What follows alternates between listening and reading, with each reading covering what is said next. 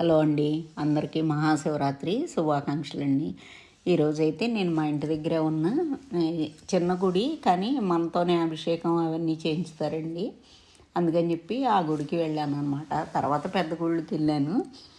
ఇక్కడ ఇలా ఉంటుందన్నమాట. పొట్టు ఉంటుంది, బాబా నాగులు, అలాగే అమ్మవారు, సుబ్రహ్మణ్య స్వామి, శివలింగం అన్నీ ఆల్మోస్ట్ అందరి దేవుళ్ళు ఉంటారండి.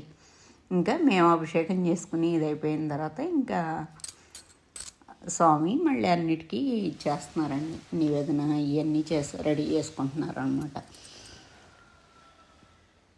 ఇట్లా ఇంకా మా పక్కన ఆవిడ కూడా కనబడితే ఇంకా మాట్లాడుతూ ఉన్నామండి. ప్రశాంతంగా చేసుకోవచ్చండి. అసలు అయితే ఏం టెన్షన్ ఉండదు, రద్దీ ఉండదు. మార్నింగే వెళ్ళిపోయాను అనమాట నేను 6:30కి అంతా. ఇంకా ఇంకొండి శివలింగం ఇలా ఉంటుందన్నమాట. మనతో కూడా అలాగే చేయించుతారండి. చేయించి హారతి అయ్యి మట్టుకు స్వామి ఇస్తారనమాట.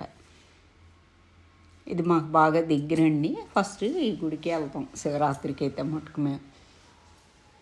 ఇంకా అయిపోయిన తర్వాత మధ్యలో ఇంకొక గుడి ఉంటుందండి, అక్కడికి కూడా వెళ్ళాను. తర్వాత ఇది వచ్చి మహదేవపురం కాలనీ గుడి అండి.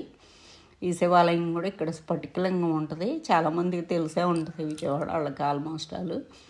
ఇక్కడ కూడా పూజ అది చాలా బాగా చేస్తారండి. మేము వెళ్ళేసరికి జరుగుతున్నాయి అభిషేకాలు ఇవన్నీ, అంటే బ్యాచ్లుగా చేస్తూ ఉంటారు కదండి. మేమైతే మామూలుగా స్వామిని దర్శనం చేసుకుని వచ్చేసామండి. ఇంకా అక్కడ అభిషేకం చేసిన ఈ గంధం ఇవన్నీ ఉంటాయి కదా, ఎన్ని పెట్టారో అవన్నీ తీసుకుని ఇంకా ఒక్క సెకండ్ కూర్చుని తీర్థం అవి తీసుకుని ఇంకో గుడికి వెళ్దామని చెప్పి, అక్కడే దగ్గరలోనే ఉంటుందండి. కానూరు పెద్ద శివాలయం అన్నమాట అది.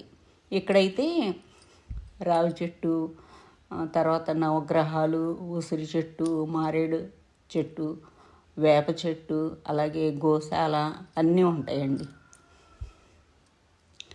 ఇక్కడ వచ్చి అమ్మవారిని ఇది ఇక్కడ పెట్టారన్నమాట. ఈరోజు నైట్కి కళ్యాణం జరుగుద్దండి, శవ కళ్యాణం. ఇక్కడ ఒక స్టేజ్ లాగా కట్టారనమాట. ఇంకా అక్కడ అని ఇంతకుముందు ఏదో పూజ జరిగినట్టుంది. ఇంకా అక్కడ కూడా దండం పెట్టుకుని స్వామివారిని దర్శించుకుని, ఇంకా ఆంజనేయ స్వామి ఇవన్నీ ఉంటాయండి అక్కడే. చాలా పెద్ద ప్రాంగణమే ఉంటుందన్నమాట. ప్రశాంతంగా దర్శనం చేసుకోవచ్చు.